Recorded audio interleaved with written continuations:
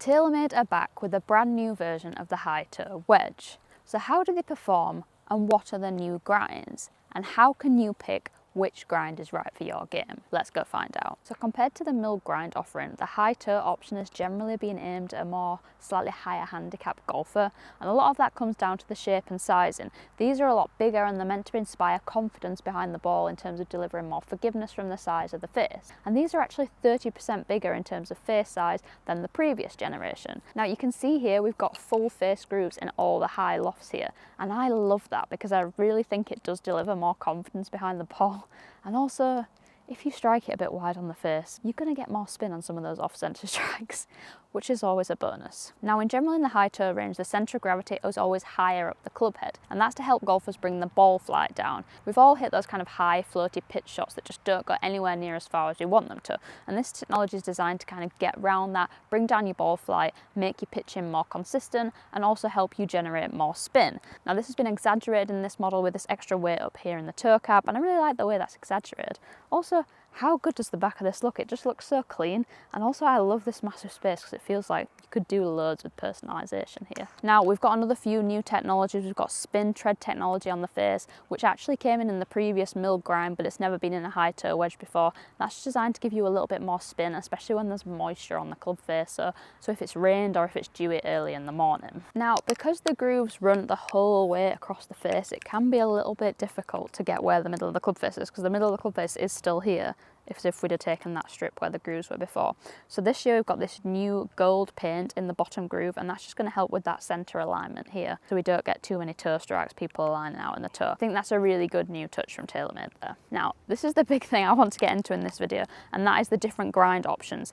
In Europe, we've got 3 grinds available in this. There are actually 5 in America, but sadly, because I don't live there, I couldn't get my hands on these. So I'm just going to run you through the 3 that are in line in Europe. So the ATS is that standard model. It's designed to be fairly versatile when it's in like a square face position. It generally should suit all swing types, and it does have a 4 camber on the sole, so it is going to be a little bit versatile in terms of opening it up or closing the face down. Next we've got the ATV, and the V in this stands for versatile. It's designed to do a little bit more, but it's also designed for people who are more mid to shallow in terms of their strike profile.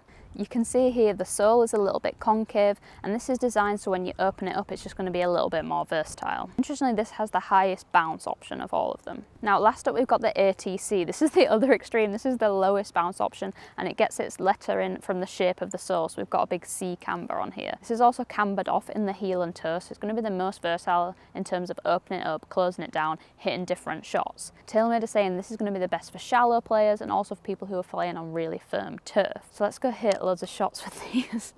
See if those claims are true, see which suits my game the best, but also give you some quick tips and pointers on how you can test these out and figure out which ones you should be using. So first out, to test these grinds, what I'm going to do is hit some mid-length pitch shots. I'm about 45 yards from the pin here, so it's like a half shot for me with a 58. I just want to see if I notice any difference in terms of like strike or flight that would influence me picking a different one out of these, or maybe discarding one and deciding it's not quite right for me. Personally, I don't think different grinds make a massive difference on full shots. The only times you can see a little bit of a change is sometimes if you go to a club that has really high bounce. If you have a really high ball flight, it can pull that ball flight down a little bit. So that's something to bear in mind if you're someone who hits it high, wants to bring the launch down. But generally, if I'm testing in terms of grinds, this is the first place I would start. So I'm going to start with the standard grinds. This is meant to be the most versatile in terms of hitting with a square face, which could be interesting from here. Picked a nice little tricky pitch shot where I'm literally just over the top of a slope. So this could be interesting.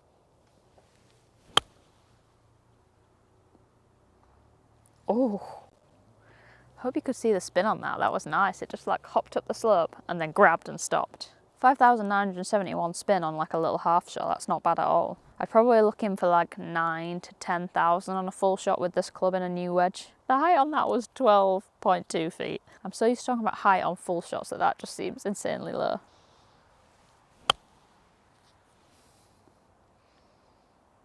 That was consistent, wasn't it? Pretty similar again there. Spin 5,300. Height 12.2 again, weirdly.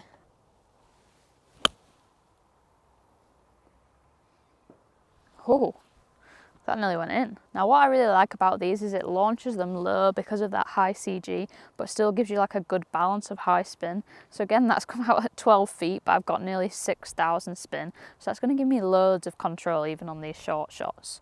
Right, let's see if there's any difference in terms of like turf interaction with the different grinds. While you're here, I would really appreciate if you could hit that subscribe button. Over 75% of people who watch my videos aren't actually subscribed, and it makes a huge difference to the channel in terms of what opportunities we have if you can hit that subscribe button. While you're there, you might as well hit that like button too, and drop us a comment about if you're going to be testing these out, or if there's any other wedges you'd like to see us review on the channel. Let's move into the ATV now. This is meant to be more versatile, but it does have a little bit more bounce, so I wonder what the difference that will make. Although to be honest, a lot of the times what grind and bounce you use is going to depend a bit on the type of course you're playing too. This grass isn't too tight, it's fairly forgiving. That was weird because it felt like I thinned that a bit and it was a bit low groovy, but actually it's come out with over 6,000 spin and it checked up really quick. Height was fractionally lower, 11.7, but it spun 6,399. That's where that extra bounce can help, because if you don't quite perfectly strike it, it still gives you a bit of extra forgiveness. If you struggle a tad with your strike, I would tend to go for clubs with more bounce. Now, having said that, sometimes you need to watch how you're striking it when you're wedge testing, because if you suddenly change to a different grind or a different amount of bounce and you start striking it more inconsistently, that's also a sign that you've got the wrong grind for you.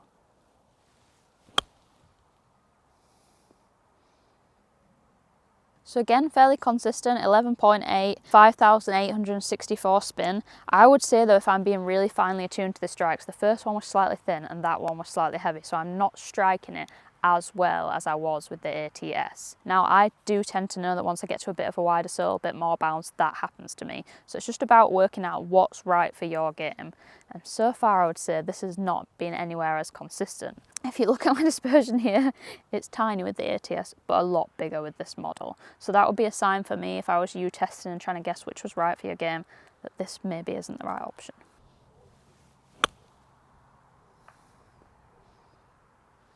But again, across the board, still pretty good on spin, this model, and also good on height, if anything, fractionally lower than the previous offering. Okay, last up we've got the ATC. This would be the one that I would naturally pick up off the shelf if I was looking at these and thinking which one I'm going to use. That's because it's the lowest bounce, it's got a C grind, it's kind of tapered off at the toe and the heel, and I know that's what I like.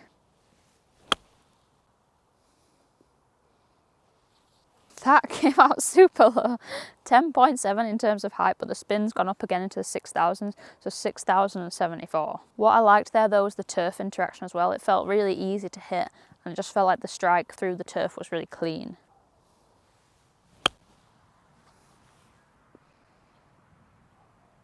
Height actually jumped up a little bit there, but I did carry it a tad further, so that's probably going to happen. Interesting, spin wasn't as high, 4,772. Do think I hit it off a bit more fluffier grass, which will make a difference. Definitely a bit of variability in how far I carried all of them, which has affected the height and spin rate data a little bit. But actually so far, probably the ATS was the most consistent for me here, which is interesting in terms of how you might build your setup, because we're going to go and hit kind of some short shots now, then going to move into some bunkers. And actually it might be that I should use the ATS when I'm pitching and further out. And maybe I'll want another one for bunkers or kind of closer, like little chips, flop shot. Okay, chip shot time. For some reason I've really short-sighted myself here, but I think that will be good in terms of testing open up the face and how easy it is to do. So let's start with the ATC, it's meant to be the easiest for that. So I'm going to start off by just hitting like a square face chip, and then I'll move on to opening the face up a little bit.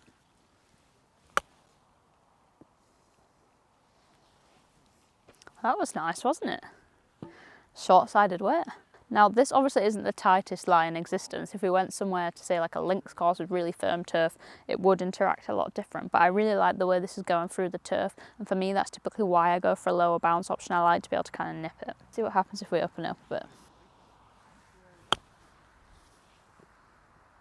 Really nice strike. I mean, I hit it way too hard. But it feels really good when I open it up. It doesn't feel it anyway like the leading edge is sticking up and like there's a thin in there, which is really important to me. What I'm really just checking for here is that when I'm striking the ground, it doesn't feel like the club's really going to bounce off it. And you can see that from your divot as well. Like I'm just trying to clip the surface here. It should basically just look like a tiny little bit grazed. Lovely. Right, that one passes the test. Let's move into the ATS now. God, that came out really low. Pretty good control though. What I like here is I feel like I can open a lot of these up really easily. Historically, with a lot of the Hi-Toe wedges, I felt like some of the grinds were a bit too high, and when you opened it up, it felt like it was sat really high off the ground. But it doesn't feel that way with these models at all, and I love that. I would definitely say I can feel this bouncing slightly more than the other one. Just there's a bit more depth to the back of the grind here, maybe the height of it, but it's really not bad at all. I could use this in pretty much all scenarios nearly. So that's what you kind of want to look for when you're hitting shots with different ones. What's the consistency like? You can see my dispersion was a lot tighter with the first one, even though I was varying like the loft of the face and how open it was.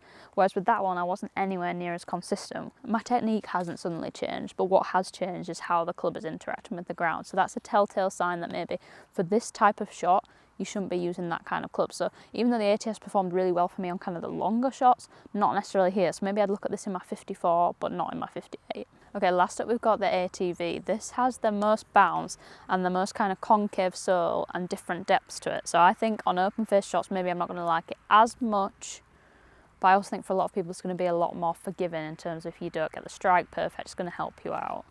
Now that's the difficulty when we talk about grinds, because they're all very different to everyone. And actually if you're someone who's very steep and hits down to the ball a lot more, something like this is really going to help out. Personally, I'm quite shallow, so I almost need the opposite. Having said that, I've nearly just holed it with this. So maybe I do need this one. Oh, that's the one that I feel I would get with this, where it gets a bit jumpy and doesn't quite come out short, high and soft like I would want when the face is open. Just see if I went in and got a bit steeper on this, if that would perform differently. Yeah, the strike was definitely cleaner. I mean, I hit it a bit too hard trying to get steep into the ball, but the strike was way better there. So definitely something to think about in terms of if you know you're steep or shallow into the ball. I'd say the ATV is definitely a lot better in terms of steepness, probably then the S, and then the ATC is probably the most extreme for people who are shallower or playing on really firm conditions, say if you're at a links golf course. Also, if you're American, I'd probably also lean towards the seal a little bit, because I know they get a lot tighter lies there, but that does depend a bit on what grass type you have and what the grain is like too. I think almost there it's almost the most extreme of having different wedges to do different things, because you can get so many different lies and scenarios. It's quite interesting actually. I was talking to Matt Bovey, who was the designer of these wedges, and we had a really good chat about thinking of each wedge in your bag as a specialist club, and actually you shouldn't have each one the same because they all do different jobs. Maybe I'll drop that chat in here so you can have a listen to it. It's pretty interesting. Do you think people should be thinking of each wedge as an individual club more? Because I think people think of it as kind of like a set, whereas actually maybe they should be building like 2 or 3 options that they can do different things with. I think players should definitely consider their wedges as like individual tools. I personally play a set of wedges, so 3 types, because I like the face profile to be similar and to flow together.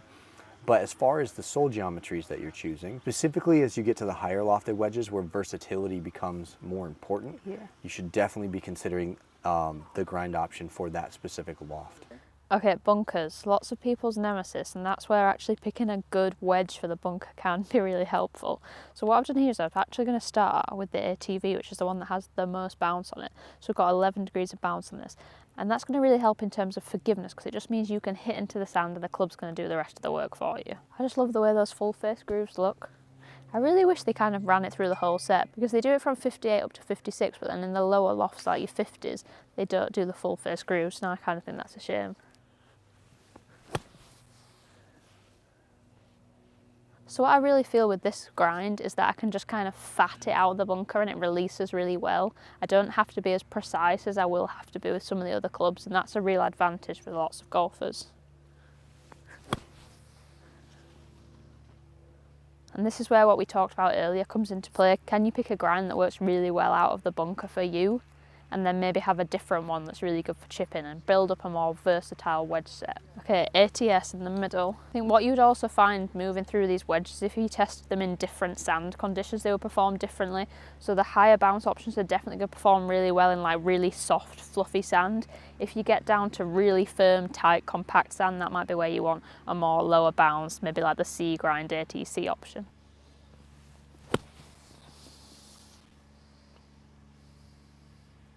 That was nice. I do feel like these wedges come out lower still because of that CG change, so maybe something to consider. Like, I would always use a 58 out of a bunker, but I feel like these are coming out a window lower, and maybe I would want a 60 to get maybe the same height on these shots. Alternative, I could just open the face up a bit more. See how we get on with that.